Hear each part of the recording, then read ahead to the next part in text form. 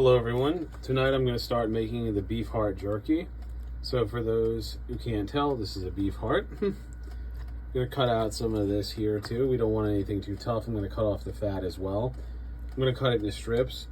The idea, of course, is that it's leaner and it's going to dry out, so it could get tough. So I'm going to cut it against the grain and cut out any tough tissue. That way it doesn't get too tough when it's finished. Alright, so wrapping up breaking down the heart here, you'll notice I cut it into these thinner strips. These are going to get marinated and then cured. I cut off a bunch of the fat here. I want to see if I can render it down and make my own tallow. I've never done it with the fat from the heart before, but I figured give it a shot, see how it goes. This is that inside part of the heart, ventricles I think they're called, the really tough stuff. I'm not sure if you could do anything with this. I mean, it's got to be tough as a boot. I mean, I don't know, maybe there's some way to prepare it. I may look this up and see if there's anything, but typically I throw this out. Alright, so I'll start the marinade. Alright, so here's the marinade. This came from the Bordeaux cookbook, which I posted on my page recently.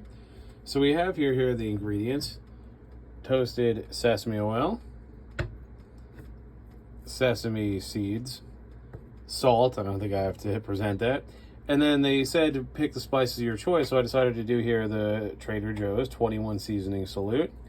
Take a look at the ingredients here. Onion, black pepper, celery seed. You can see everything here. I don't need to read it all. Quite the variety. I'm curious to see how this will go with the beef. I think it'll go nice with the rich beef heart.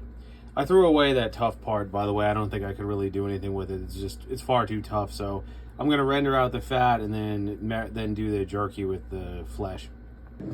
All right, so you can see here I'm starting to cut off some of these scraps. The one thing I did too, courtesy of the book, is I cut the heart in half. It'll cook a little better and the texture will be better.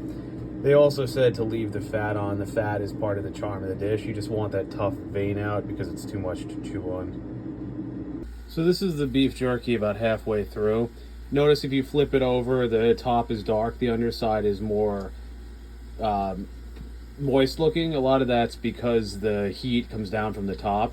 So I'm doing the 3 hours they say, but I'm doing it an hour and a half on each side. That way the heat hits it all evenly and dries it out.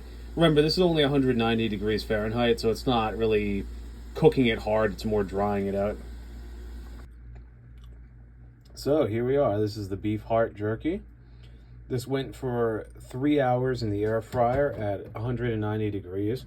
The recipe calls for about 200, but the air fryer is a little hotter because of the air current, so I lowered it by 10 degrees. It's pretty good. The flavor is a little mild. I added a touch of salt. It's a bit better now. It's cool too. You can see the grill marks from the air fryer. Next batch, I'm going to add some salt partway into the cooking. You know, meter it out so it has flavor but doesn't do too much. I'm really happy with how this turned out. I'm going to start doing this from now on.